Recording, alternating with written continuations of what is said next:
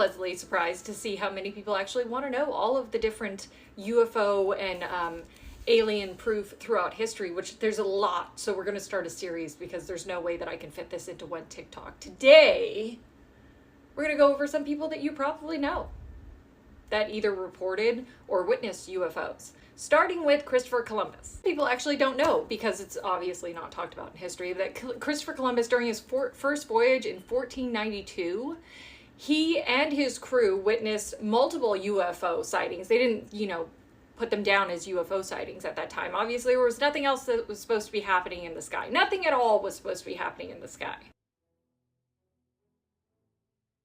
The first one they documented as stars and strange objects that would move freely and shift throughout the night sky. And they would sit there and they would watch them shift and move around the night sky. And that was in a period of time, obviously 1492.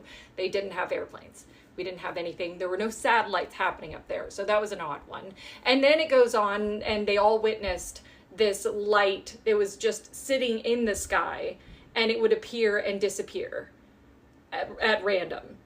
And that one, people like to debunk that one. But then there's the one about the saucer. So he documented that there was a disc-shaped object that was glowing that came out of the ocean and then shot towards the sky. And that's documented. Christopher Columbus. Yeah. Lots of people don't know about that. We don't teach about it in schools. And then we go on to Thomas Jefferson. And Thomas Jefferson was probably the highest ranking U.S. official that reported a UFO sighting in 1813. And that is actually still in the Library of Congress to this day. Here it is.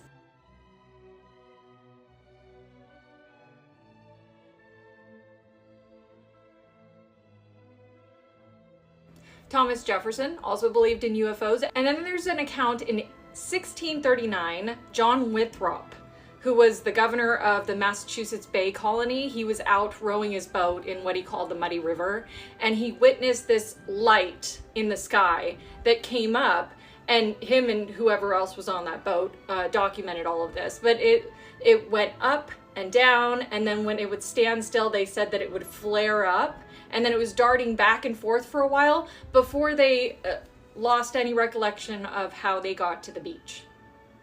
So they documented that they don't remember actually rowing the boat back. They just saw this thing in the sky and then they woke up on the beach. Which in modern times we might say was a potential alien abduction. But, that was a long time ago. Also in a period of time where nothing was supposed to be in the sky, is what I'm saying.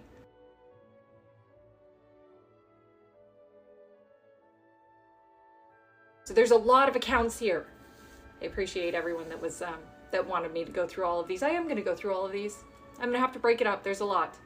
There's a whole lot. And before anyone goes on a tangent about this only happens in the United States, in Stralsund, Berlin in 1665, April 1665, there was what they call a UFO battle in the skies.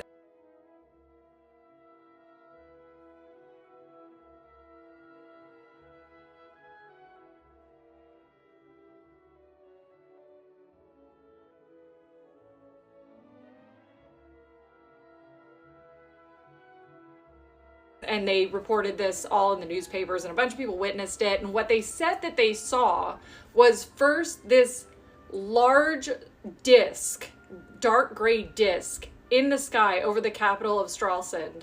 And then they said what they reported was these bird-like objects that came around and they started a battle. It was like thundering in the sky is what they called it. It was a battle in the sky between these bird-like things and this giant saucer. And then the next day, these people that witnessed it in person woke up with shakes and pain all over, which is some of the side effects of radiation poisoning. So that was an interesting one. I found that very interesting. Also at a time before, things were supposed to be there was not supposed to be anything in the sky. I'm just reminding you guys, just so you know.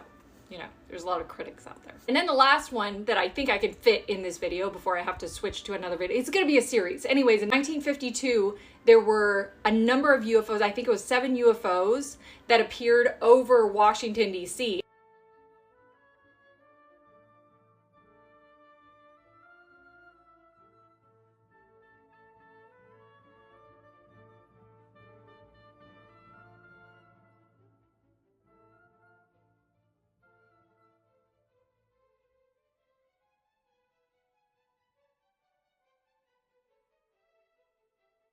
and we sent out fighter jets to intercept these UAPs or these UFOs in the sky over Washington, D.C. But when they came in contact with them, they disappeared. And at that time, we were openly reporting about it. And then they asked the people, they asked the people to start reporting any kind of abnormal activity in the sky.